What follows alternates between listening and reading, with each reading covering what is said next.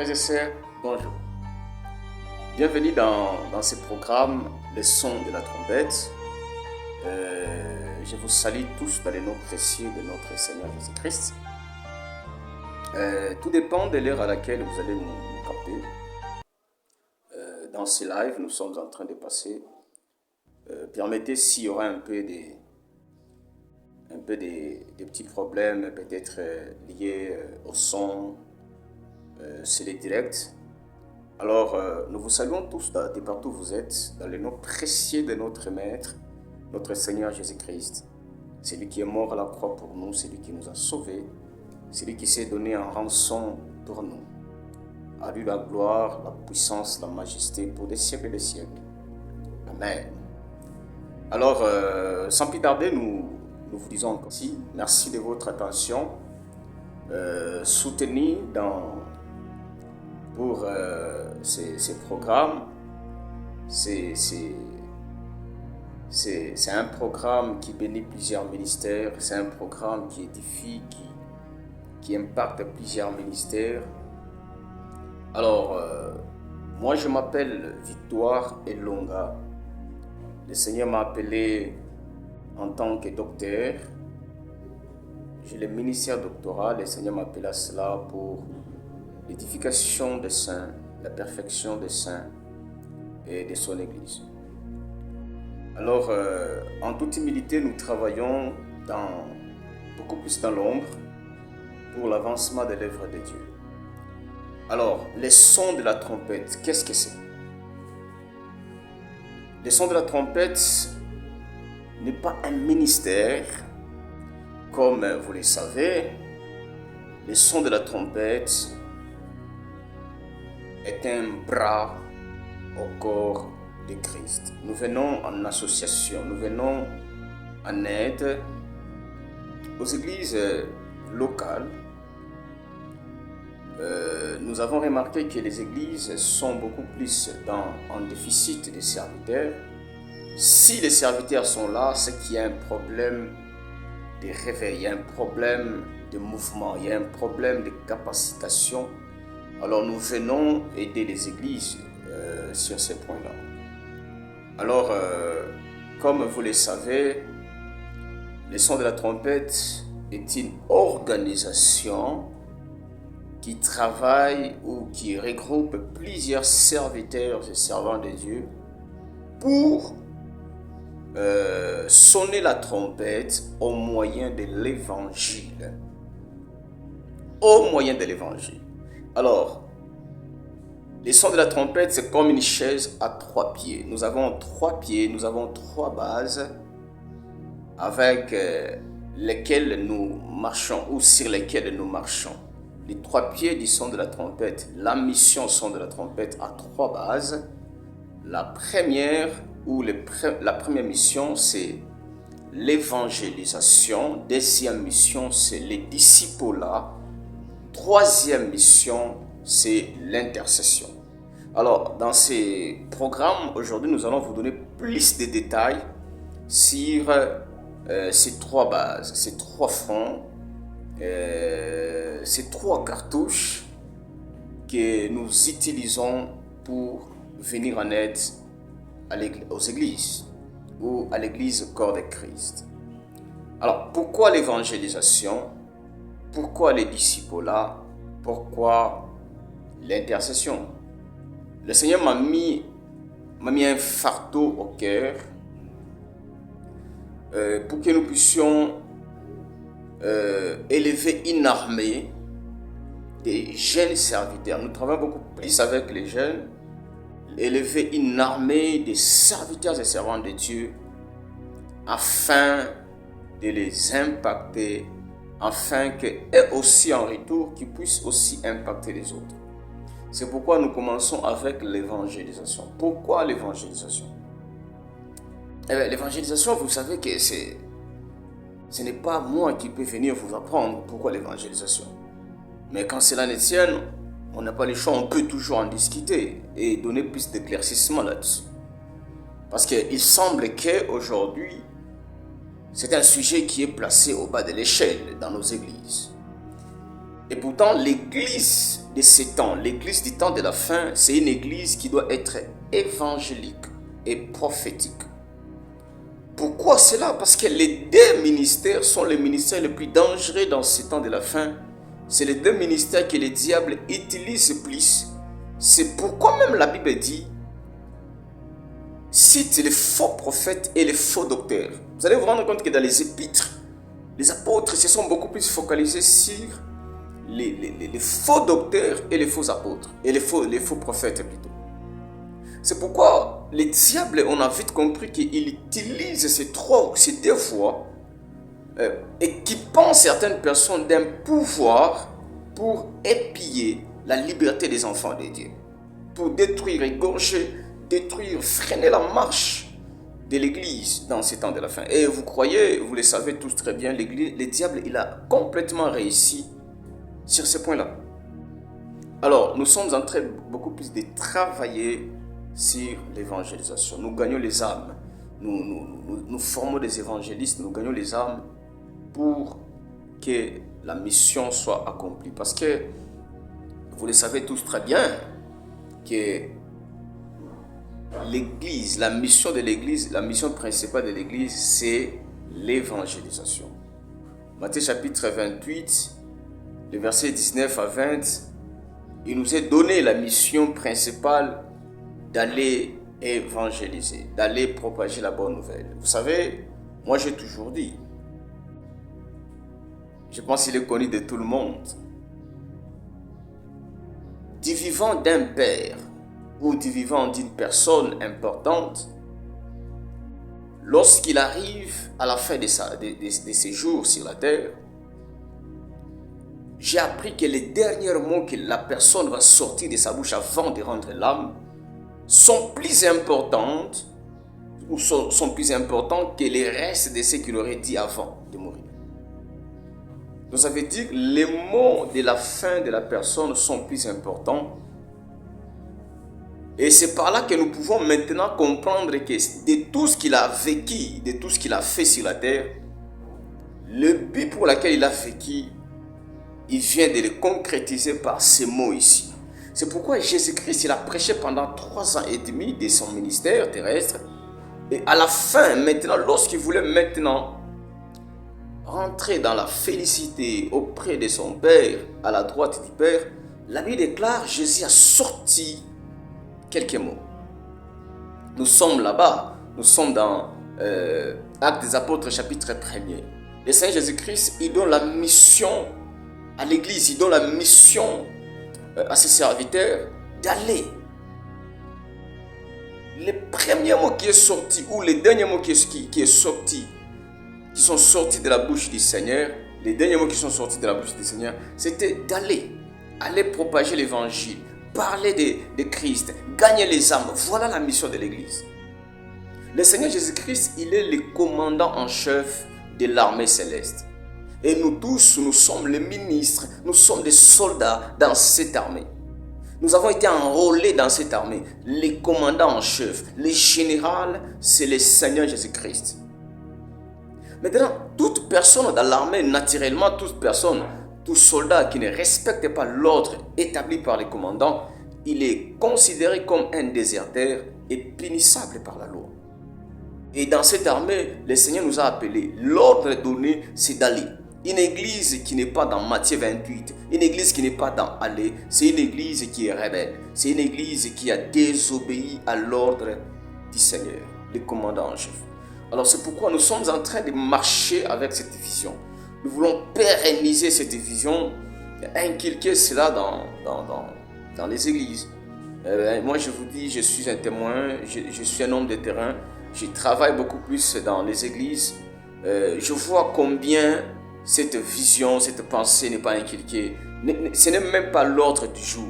Alors c'est pourquoi nous sommes en train de travailler corps et âme avec beaucoup de soucis, afin que cette vision, la vision de l'Église, la vision du Seigneur, la vision de Dieu, la seule vision qui est celle de gagner les âmes, l'évangélisation, parler de Christ, gagner les âmes. Voilà un peu notre premier bras, notre première base de mission son de la trompette, qui est celle d'évangéliser. Je crois que vous êtes éclairé là-dessus. Deuxième grade, deuxième base, c'est les disciples. Eh bien, ici, il y a un problème. Je vous dis, ici, il y a un problème énorme. Je vous dis la vérité. Pourquoi? Parce que j'ai des larmes aux yeux lorsque je regarde l'église, surtout l'église du Congo.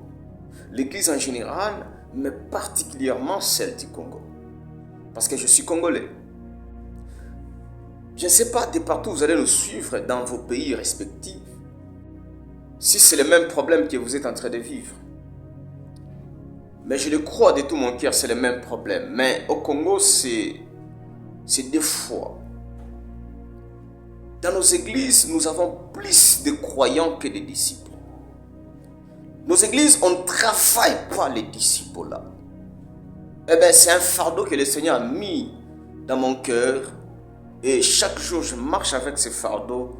Je suis comme le dit l'apôtre Paul, si je n'annonce pas l'évangile, malheur à moi. Donc, je marche avec ce fardeau. Que l'église comprenne qu'il ne suffit pas seulement de gagner les âmes, mais il faut aussi amener les fidèles, les croyants dans la dimension des disciples. Est-ce que je peux surprendre quelqu'un? Est-ce que je peux choquer quelqu'un? Vous savez, lorsque le Seigneur Jésus-Christ, si le Seigneur Jésus-Christ revenait maintenant, si le Jésus-Christ revenait maintenant dans la chair et qu'il demandait, amenez-moi les gens que j'avais laissés, et qu'on lui amène les chrétiens, le Seigneur Jésus-Christ sera étonné. Je parle du Seigneur Jésus-Christ dans la chair. Parce que Jésus n'a jamais laissé les chrétiens. Ça peut vous étonner. Jésus a laissé des disciples. Le mot chrétien, c'est une remarque des gens. Cela émane des hommes. Ils ont remarqué que ces gens, ils ressemblent à Jésus. C'est pourquoi ils ont appelé pour la première fois Antioche que ces gens sont des chrétiens. Comme Jésus, comme Christ.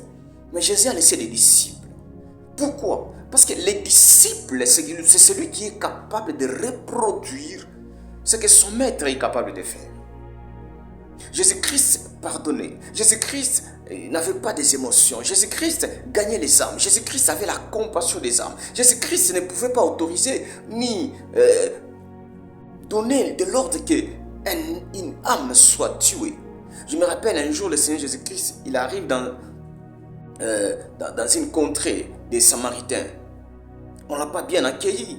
La Bible déclare, les disciples Jean et Jacques, ils ont demandé à Jésus de leur donner l'ordre qu'il demande le feu au ciel et que le feu puisse les consumer. Jésus-Christ les a réprimandés sur les champs.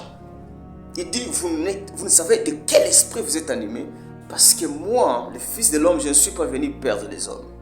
Vous voyez, la mission, la soif, la compassion que le Seigneur avait pour les hommes.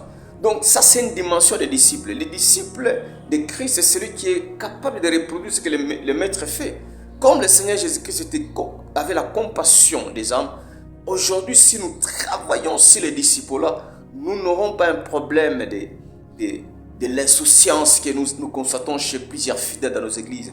Depuis plusieurs années, ils sont improductifs, stériles spirituellement. Ils ne sont d'aucune utilité au royaume de Dieu. Dans les églises, ils sont là juste pour chanter, ils sont là juste pour écouter, en train de remplir les cahiers. Mais jamais ils descendent sur le terrain pour reproduire ce que le maître leur demande, ce que le maître est capable de faire. Alors, nous sommes en train de vouloir, nous sommes déjà en pleine activité de pérenniser, de faire pénétrer les disciples là. Et nous travaillons beaucoup plus avec les leaders. Parce que c'est aussi un problème. Les problèmes que nous constatons dans nos églises, ce n'est pas seulement lié aux fidèles, mais d'abord, premièrement, c'est lié aux leaders. Car nous avons toujours dit, il n'y a pas de mauvaises troupes. Il n'y a pas de mauvaises troupes, mais il n'y a que des mauvais leaders. Eh bien, ici, nous ne sommes pas venus juste vous plonger dans une voie de condamnation, mais nous sommes en train de chercher une voie de sortie pour amener un réveil dans nos églises. Vraiment, les disciples là, c'est très important. lorsque vous avez dans une église des disciples, je vous dis la vérité, un pasteur n'aura pas de problème. Pourquoi nous avons des problèmes dans nos églises? Il y a des bruits. Les gens tombent tout le temps dans les péchés. Tout le temps. Parce que les gens sont encore des enfants. Les disciples, c'est pour les fils. Les disciples, c'est pour la maturité. L'église doit avoir la capacité d'amener, de prendre les enfants, les bébés, les amener au niveau des fils. Capable aussi de sortir, aller attraper les gibiers. Vous savez, et Saoul, lorsque son père lui a demandé, il a dit, prépare-moi un mets. C'est la dimension de fils. Un fils, c'est celui qui est capable de sortir, descendre dans la brousse, chercher les gibiers et venir préparer la nourriture. Et nous devons préparer les chrétiens, les fidèles à atteindre ce niveau des disciples. Vraiment, c'est un fardeau, c'est une charge que le Seigneur a déposée dans mon cœur. Et nous croyons ensemble, nous pouvons arriver à amener plusieurs personnes à atteindre la dimension des disciples. Vraiment, c'est très important. L'autre base, nous sommes en train de travailler beaucoup plus dans l'intercession. Pourquoi l'intercession? Non, c'est encore un autre problème. Parce que actuellement, lorsque vous regardez, toutes nos prières sont beaucoup plus tournées, orientées, toujours vers nos propres problèmes. Nous sommes devenus des chrétiens égocentriques. Nous avons fait de l'Église une Église égocentrique où les bénéfices du royaume ne sont pas nos priorités. Et pourtant, ce n'est pas ça le cas. Ce n'était pas ça le cas avec l'Église primitive. L'Église primitive, c'était une Église où lorsqu'il se réunissait, d'abord les priorités, c'était les problèmes du royaume. Lorsque vous lisez les épîtres des apôtres, surtout celles de l'apôtre Paul, vous allez vous rendre compte qu'il ne faisait que demander des prières pour l'évangélisation, pour les salut des âmes. Priez pour moi, afin que le Seigneur me donne la capacité, afin que l'évangile, le message puisse pénétrer, afin que le message ait de l'impact parmi les Juifs, parmi les nations. Vous voyez, les prières de l'Église primitive étaient orientées plus vers les bénéfices du royaume de Dieu, qui est celle des salut des âmes. Vraiment, nous sommes en train de beaucoup plus combattre cela, que dans nos églises, les requêtes pour les missionnaires sur les champs, les requêtes pour les salut des âmes. Écoutez, lorsque nous sommes une église où nous avons des requêtes tournées vers les salut des âmes, certaines requêtes vont aussi disparaître dans nos églises. Des requêtes telles que prions pour que les sorciers meurent. Prions pour que les marabouts puissent mourir. Prions pour que telle personne, les mauvaises personnes puissent mourir parce qu'ils nous font souffrir dans nos familles. Écoutez, la prière de l'église, une église qui se réunisse, qui prie, qui formule une requête pour que les mauvaises personnes, les sorciers, les marabouts, les magiciens puissent mourir, ça c'est pas une église qui vient de Dieu. C'est une église anti-christianisme, c'est une église anti-biblique. Ce n'est pas biblique. La Bible nous recommande de prier pour les mauvaises personnes, les autorités, les personnalités élevées dans les pays, même les sorciers. La Bible déclare, ton ennemi, prie pour ton ennemi. Qui est ton ennemi? Aimez vos ennemis. Maintenant, si vous n'aimez pas votre ennemi, comment est-ce que vous allez prier pour votre ennemi? Donc, c'est tout un programme avec un message, un enseignement bien détaillé où nous sommes en train de véhiculer dans les églises. Nous voulons que lorsque même une personne seule dans sa chambre en train de prier, qu'il puisse aussi être animé de la compassion, qu'il prie pour les sorciers de sa famille, la personne qui les fait souffrir. Oui, tu peux prier pour elle, vous ne savez pas ce que derrière le Seigneur va faire pour vous. Alors, vraiment, la mission principale du son de la trompette, elle se résume dans les trois bases: l'évangélisation, le discipolat et l'intercession. Alors nous sommes évangéliques, nous voulons beaucoup plus travailler sur ces points. Vous savez, lorsque nous sommes en train de parler sur l'évangélisation, c'est important que l'Église comprenne cela. Le son de la trompette, ça n'a pas commencé seulement dans la Nouvelle Alliance. Le son de la trompette, je ne suis pas le fondateur du mot son de la trompette. Le son de la trompette ça a commencé depuis l'Ancien Testament. Depuis Israël, lorsqu'Israël est sorti de l'Égypte. Lorsque vous lisez, par exemple, j'ai ma Bible avec moi, lorsque vous lisez dans le livre des Nombres, Nombres chapitre 10, le verset 9, je peux lire pour vous, j'ai ma Bible, comme vous le constatez. La Bible déclare le verset 9. La Bible déclare, lorsque dans votre pays, vous irez à la guerre contre l'ennemi qui vous combattra, vous sonnerez des trompettes avec éclat.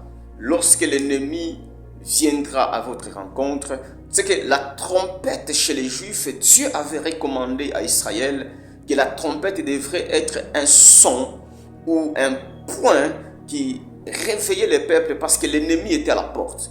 Aujourd'hui, l'ennemi s'est infiltré dans l'église. Aujourd'hui, lorsque vous regardez les enseignements de certains hommes de Dieu, lorsque vous regardez l'état de l'église, bien aimé, l'ennemi s'est déjà infiltré dans l'église. Il est temps que nous puissions sonner la trompette. Il est temps que les trompettes puissent sonner.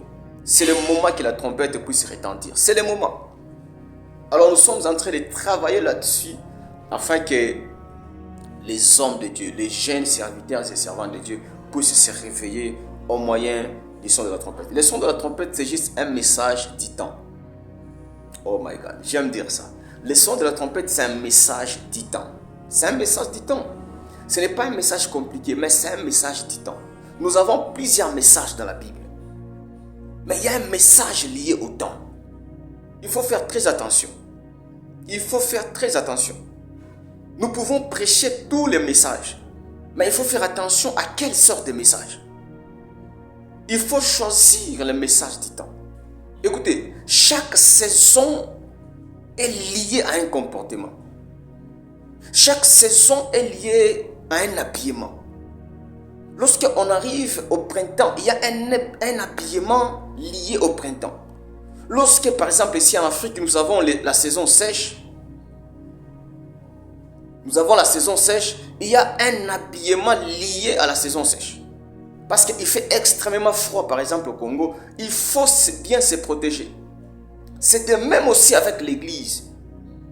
C'est bien beau de prêcher les mariages. Est-ce que c'est le temps de prêcher les mariages? Un païen qui a fait 18 ans dans l'impudicité, il était un coureur de jupons, il a fait toute sa vie. Il a à peine arrivé dans l'église, vous lui prêchez encore les mariages, vous lui prêchez encore les femmes. Est-ce que vous aidez cette personne? Est-ce que c'est le temps? Le prophète Élisée, lorsqu'il a dit, d'ailleurs nous devons nous inspirer de ces messages. Le prophète Élisée, il a dit à Géasi, est-ce le temps? La conversation du prophète Élisée avec Géasi ne se résume pas seulement parce que Géasi avait pris les choses. Le problème du prophète, c'est que les choses que tu as prises, ce n'est pas un problème. Est-ce que c'est le temps de prendre ça? C'est pourquoi notre verset de base, nous sommes basés sur 1 Corinthiens chapitre 14, le verset 8. La Bible déclare, si une trompette donne un son confus, qui va se préparer au combat? Alors nous sommes là. Moi je m'appelle le son de la trompette. Toi tu peux aussi t'appeler le son de la trompette. Nous sommes le son de la trompette. Le son de la trompette, c'est un message. Nous sommes les porteurs du message. Le son qui doit sortir de en nous doit nécessairement être conforme par rapport au temps. Du temps des enfants d'Israël, lorsque l'ennemi venait, ou soit lorsqu'il y avait un événement qui se profilait, il fallait qu'il y ait un son qui était conforme à l'événement qui attendait les peuples. Imaginez, l'ennemi est déjà à la porte, mais vous sonnez la trompette pour aller fêter. Vous voyez déjà que vous mettez la confusion, vous semez la confusion dans les camps. Et l'ennemi va vous exterminer comme des moutons. Alors, que le Seigneur vraiment nous fasse grâce. Que le Seigneur suscite, je prie, que le Seigneur suscite une armée dans ces temps de la fin, afin que nous soyons capables de sonner la trompette. Afin que nous soyons capables de sonner la trompette. Vraiment, je le crois de tout mon cœur. C'est le moment, c'est le temps. Ce n'est plus le temps de parler d'autre chose, c'est le temps de sonner la trompette. Lorsque vous lisez cette histoire dans Néhémie, il est revenu rebâtir. Il s'est engagé, il s'est investi pour l'œuvre de Dieu. La Bible déclare, Néhémie chapitre 14, Néhémie chapitre 10 plutôt. La Bible déclare, les peuples avaient l'épée. Ils avaient leurs épées au rein. Ils travaillaient. Mais j'aime une autre précision. Vous allez voir cette histoire dans Néhémie chapitre 4. Néhémie chapitre 4, les versets 18 à 21. Surtout le verset 18, c'est le verset qui m'intéresse le plus. Lorsque vous lisez cette histoire, la Bible dit il y avait un homme, un trompiste qui était à côté des ouvriers. Celui qui sonnait la trompette n'était pas loin, il était à côté des ouvriers. C'est que moi ce soir, je me suis levé, le Seigneur m'a réveillé, le Seigneur m'a appelé. Et j'aimerais que vous puissiez vous joindre à moi pour que nous puissions être des trompistes. Sonner la trompette, ne pas sonner loin, mais nous devons être à côté des ouvriers. L'œuvre de Dieu est en train de mourir. L'église est en train de s'endormir. Il est temps d'être à côté des ouvriers, des serviteurs et servants de Dieu. Le peuple de Dieu, sonnez la trompette afin de les réveiller. Que le Seigneur vous bénisse abondamment. C'est moi votre humble serviteur, le docteur Victoire. J'étais vraiment ravi de vous savoir très nombreux dans cette vidéo. Eh bien, n'oubliez pas de liker, de vous abonner sur notre chaîne YouTube. Et nous croyons que vous ne serez pas déçus. Des enseignements, des meilleurs enseignements viennent.